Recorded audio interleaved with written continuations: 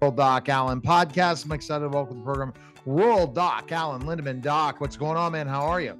We're doing really well here, Neil. And you? Fantastic. And today's topic, what you need to know about microplastics. What are microplastics? Well, they're small pieces of plastic.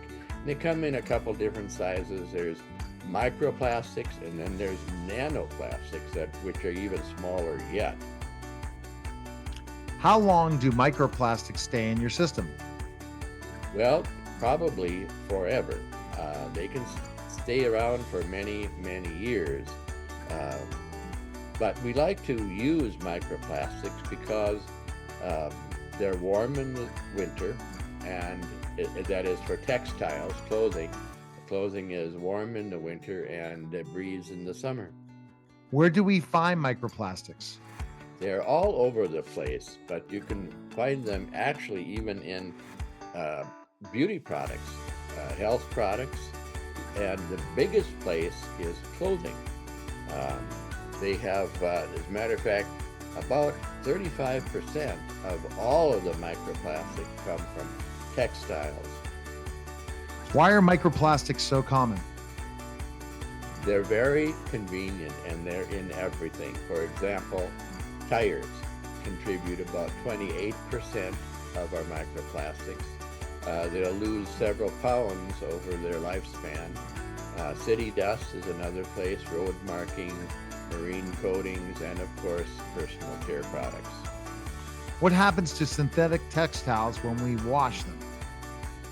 Actually, they abrade. The little pieces of plastic chip off the clothing, and they go through the sewer system. And unfortunately, the filters in the sewer system are too big. In other words, the plastic, these little pieces of plastic go right through the filters and they go right into the ocean. So yeah, there's an awful lot of microplastics in the ocean, and at the bottom of the ocean and the tops of the mountains. They're all over the place. What are the health hazards of microplastics? Well, if you look at the New England Journal of Medicine, they talk about heart attacks, strokes, death, and I think even some problems like COPD, which is something that we think of that smokers get. What is the biggest source of microplastic for your newborn? Well, unfortunately, it's diapers.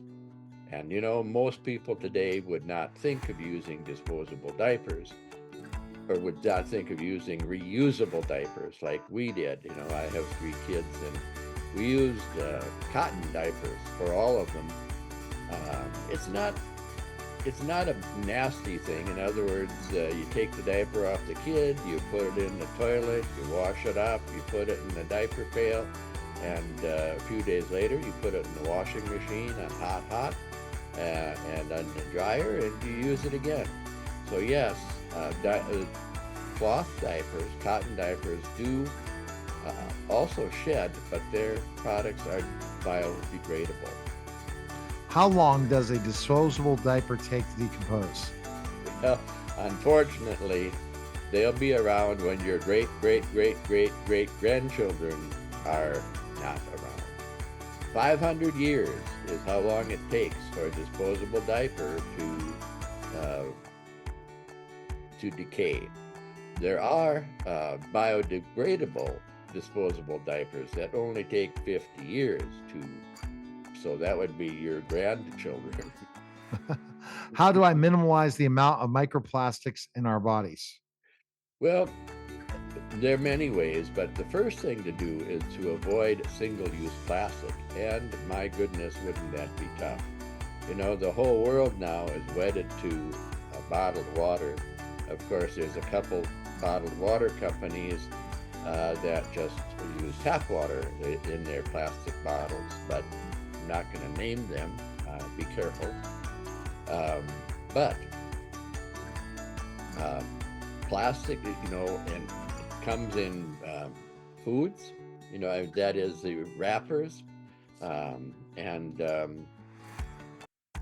personal care products. So you can read the label for personal care products to make sure you're not dealing with little plastic beads, but avoid single use if you can. And this is a big job.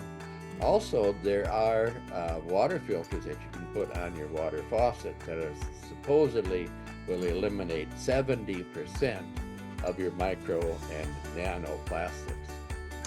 All right. The best place to go is ruraldocallen.com and pick up Pregnancy Your Way. Available today on Amazon. Thanks, Doc. Thank you, Neil. All right. That was the Rural Doc Allen podcast, guys. Take care.